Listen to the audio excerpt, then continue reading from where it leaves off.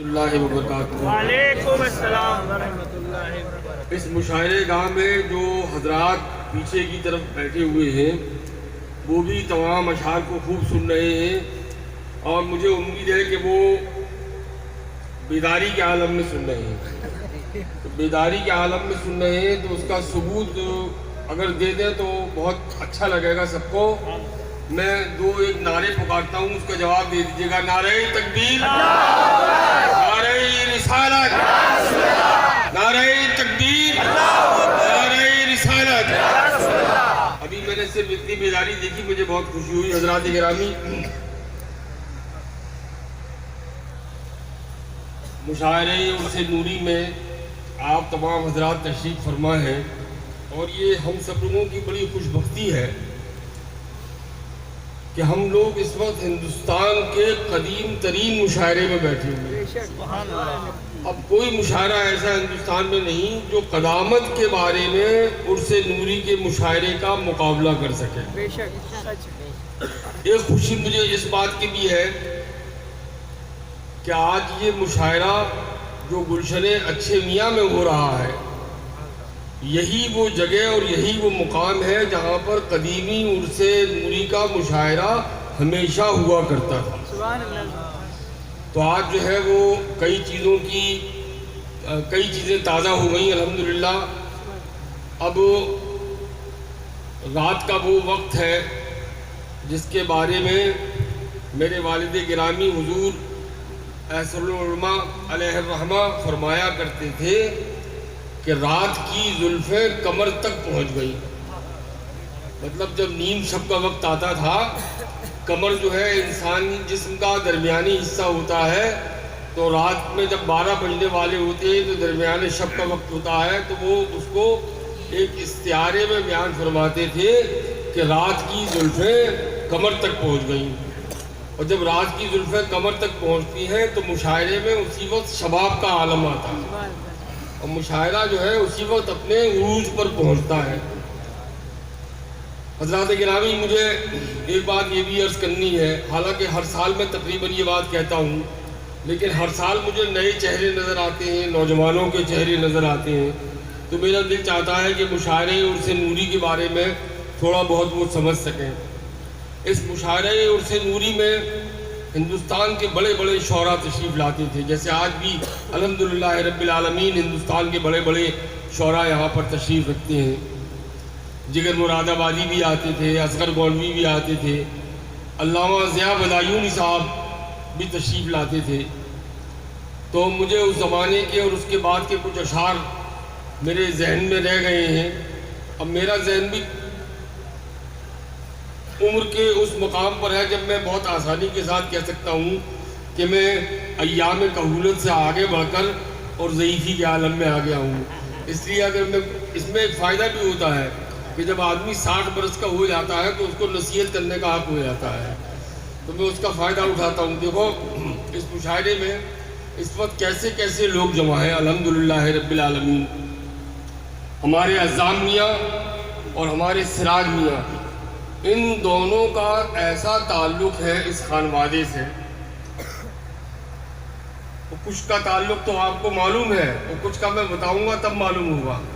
عزام میاں کا جو تعلق ہے وہ سب جانتے ہیں کہ حضرت اچھے میاں صاحب رحمۃ اللہ تعالیٰ علیہ سے حضرت عین الحق عبد المجید رحمۃ اللہ تعالیٰ علیہ کا جو رشتہ محبت تھا وہ سب جانتے ہیں۔ الحمدللہ صدییں گزر گئیں اس محبت کے رشتے پر۔ سراج میاں کا رشتہ یہ ہے کہ سراج میاں کے اجداد اور حضور صاحب البرکات نے کالپی شریف کے سادات سے جو فیض اٹھایا اس میں دونوں مشترک ہیں الحمدللہ رب العالمین۔ سراج میاں سے تو اور بھی ہمارے رشتے ہیں، لیکن یہ ایک قدیمی رشتہ ہے جس کا بیان کرنا ضروری ہے۔ یہ ایسے خانوادے سے تعلق رکھتے ہیں حضرت افضل الہ آبادی، حضرت اجمل الہ آبادی، ہمارے بھائی جناب اجمل اکملی اور جناب اکملی، اتنے اکمل بھائی ہمارے جو میرے بہنوئی بھی تھے۔ یہ پورا ایک چراغوں کی صف ہے شعر و ادب کی، اور جس کی نمائندگی جو ہے وہ سراج میاں کر رہے ہیں، اور اپنے خانوادے کی نمائندگی عزام میاں کر رہے ہیں۔ اظہر عنایتی صاحب تشریف رکھتے ہیں. اس مشاعرے پر ان کی عنایتیں اظہر من الشمس ہیں. الحمدللہ رب العالمین. اور جناب عزم شاکری جو دیکھنے میں تو بہت پیچھے بیٹھے ہوئے ہیں، لیکن جب وہ سامنے آئیں گے تو پھر آپ دیکھیں گے کہ کس عزم کے ساتھ وہ مشاعرہ پڑھتے ہیں کہ ہم سب ان کے شکر گزار ہوں گے انشاءاللہ. ابھی احمد میاں نے آپ کو کیسی طویل نظم، کتنی خوبصورت نظم، کیسی عقیدت بھری نظم سنائی. اور مجھے ہی اپنا وہ شعر یاد آ جاتا ہے بار بار ایسے موقعوں پر جہاں صاحب فضل تعداد میں زیادہ ہوں اور وقت کم ہو، کہ میں کس کا نام پکاروں، میں کس کا نام نہ لوں. یہاں تو جو ہے وہ اپنی جگہ پہ رحمت ہے. لیکن میں 2-3 شعر آپ کو ضرور سناؤں گا کیونکہ وہ اس مشاعرے کی بڑی یادگار تاریخ کا حصہ ہیں. ہمارے افغانی جمال کو اگر دیکھنا ہو تو جمیل افغانی کو دیکھ لیجیے ماشاءاللہ. اور ہم لوگ بہت بچے تھے، چھوٹے تھے جب جمیل افغانی صاحب بالکل نوجوان تھے، اور جیسے آج سیاہ شیروانی پہنے ہوئے ایسی سیاہ شیروانی پہن کے آتے تھے. اور ہم سب لوگ ان کو، ہمیں تو خیر کیا اس وقت عقل و ہوش تھا شعر و شاعری کا، لیکن اپنے والد کی انگلی پکڑ کر اور حضرت شمع میاں صاحب کی انگلی پکڑ کر اور حضور سید العلماء کی انگلی پکڑ کے ہم بھی مشاعرے میں آیا کرتے تھے. اس وقت مشاعرہ سننے کے لیے نہیں، مشاعرہ دیکھنے کے لیے آتے تھے. اس وقت ہمارے لیے مشاعرہ دیکھنے کی چیز ہوتا تھا. تو جمیل افغانی صاحب کا ہم نے وہ عالم جمال بھی، ابھی بھی الحمدللہ عالم جمال ہے، لیکن وہ شباب کا عالم جمال بھی دیکھا ہے. اور ان کی حسین آواز کے بھی ہم لوگوں کی سماعتیں جو ہیں وہ ان میں روشن ہے ان کی آواز. حضرت دلیر ماریروی جن کے نواسے جناب سید شاہ فخر عالم صاحب تشریف رکھتے ہیں. ایک دفعہ جب یہ واقعہ میں ہمیشہ سناتا ہوں، مجھے اچھا لگتا ہے جب میں سناتا ہوں تو مجھے تو نیا لگتا ہے اور میرا دل خوش ہوتا ہے ان کے وہ اشعار سنا کر الحمدللہ. کہ دلیر ماریروی اور حضرت احسن ماریروی میں آپس کا تعلق خونی اور رشتہ تو تھا ہی، لیکن وہ جو ایک ہم عصر چشمک ہوتی ہے وہ بھی تھی حضرت احسن ماریروی اور حضرت دلیر ماریروی میں. اور اس کا اظہار مشاعرے میں بھی کبھی کبھی ہو جاتا تھا. حضرت احسن ماریروی کا انتقال ہو گیا. اب ان کے شاگرد جو تھے وہ حضرت ابر گنوری تھے، جناب ابر گنوری، جو بڑے عروج تھے، بڑے مشہور شاعر تھے، بڑے استاد شاعر تھے. تو جب دلیر صاحب کے سامنے وہ پڑھنے کے لیے بیٹھے تو انہوں نے کچھ ایسے اشعار پڑھے جس میں دلیر صاحب پر جو ہے وہ ایک طریقے کی ایک کچھ چوٹیں تھیں. اور یہ مرتبہ تو حضرت احسن ماریروی کا تھا، لیکن ان کے شاگرد سمجھے کہ ہمارے استاد کا انتقال ہو گیا تو یہ حق ہمیں مل گیا. خیر اب حضرت دلیر ماریروی تشریف لائے، اور حضرت دلیر ماریروی وہ جو ان کے دادا استاد حضرت نوشاہ کابری کے استاد. تو حضرت دلیر ماریروی نے اپنی مشہور غزل پڑھی کہ دل میں جو خون تھا وہ میری چشم تر میں ہے، دل میں جو خون تھا وہ میری چشم تر میں ہے، اے ضبط روکنا کہ ابھی گھر کے گھر میں ہے. اور اس کے بعد ایک شعر اور بھی پڑھا انہوں نے کہ سیاد تو خدا کے لیے میرے پر نہ کاٹ، میں قید ہوں قفس میں، قفس تیرے گھر میں ہے. اور پھر وہ شعر پڑھا جس میں ابر صاحب کا جواب تھا کہ ابر تو دکھانا تو نک ظرفیاں بہت، اے ابر تو دکھانا تو نک ظرفیاں بہت، اتنا تو میرے گوشے دامانے تر میں ہے، اتنا تو میرے گوشے دامانے تر میں ہے. ہم نے حضرت شفا مطلبی کو بھی اس مشاعرے میں سنا.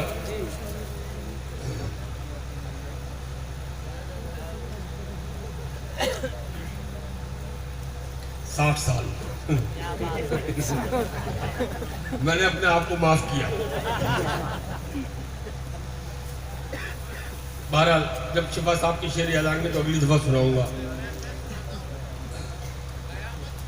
ہاں ہمارے چھوٹے بھائی افضل میاں جو ماشاءاللہ ایڈیشنل ڈائریکٹر جنرل ہے پولیس میں، لیکن اپنے شعری ذوق کے اعتبار سے بالکل پولیس والے نہیں لگتے، اور الحمدللہ ان کو شعر سننے کا اور ادب سمجھنے کا ایسا سلیقہ اللہ کی طرف سے ارضا ہوا ہے کہ باید و شاید قیامت میں عجب شان شفاعت کی گھڑی ہوگی، قیامت میں عجب شان شفاعت کی گھڑی ہوگی، ادھر امت کھڑی ہوگی ادھر رحمت کھڑی ہوگی، ادھر امت کھڑی ہوگی ادھر رحمت کھڑی ہوگی۔ شفا تم دیکھ لینا بات والا ہے نبی اپنا، شفا تم دیکھ لینا بات والا ہے نبی اپنا، گناہ کی بات تو ایک بات میں آئی گئی ہوگی، گناہ کی بات تو ایک بات میں آئی گئی ہوگی۔ میرے والد محترم جو سال میں صرف ایک دفعہ شعر خوانی کرتے تھے، ان کا مجھے ایک شعر یاد آ رہا ہے۔ اچھا وہ شعر تو درگاہ شریف میں لکھا ہوا بھی ہے، میں واقعی اب بھولنے لگا ہوں بہت سی باتیں، کوئی باتیں آپ درگاہ شریف میں پڑھ لیجئے گا کل۔ تو دوستو اب اس وقت ہم مشاعرے میں اس مقام پہ پہنچ گئے ہیں جہاں پر حضرت ناظم مشاعرہ جو آپ کے سامنے کبھی اکثر تو شاعری سناتے ہیں اور کبھی کبھی نثر میں بھی شاعری کرتے ہیں، اور جب انہیں مجھ سے کوئی ایسی محبت ہے کہ اگر وہ مجھے مسند صدارت پہ دیکھیں یا کوئی موقع ہو مجھے بلانے کا تو وہ اس قدر ایڈجیکٹیوز کے استعمال کرتے ہیں کہ کسی وقت مجھے خدشہ ہونے لگتا ہے کہ میں مر تو نہیں چکا ہوں، کیونکہ عام طور پہ انسان کے مرنے کے بعد ہی اتنی تعریفیں ہوتی ہیں۔ بڑا میں ممنون ہوں کا ایسا شعر و سخن کا ماشاءاللہ ماحول گرم رکھتے ہیں وہ کانپور میں، اور ان کی وجہ سے وہ شمع محفل ہے الحمدللہ، اور ایسی شمع محفل ہے جس سے روشنی بھی پیدا ہوتی ہے اور گرمی بھی پیدا ہوتی ہے۔ اب میں انہی سے درخواست کرتا ہوں حضرت قاسم حمیدی برکاتی سے کہ وہ تشریف لائیں اور اپنی نعت یا منقبت سے ہم سب لوگوں کو سرفراز فرمائیں۔ حضرت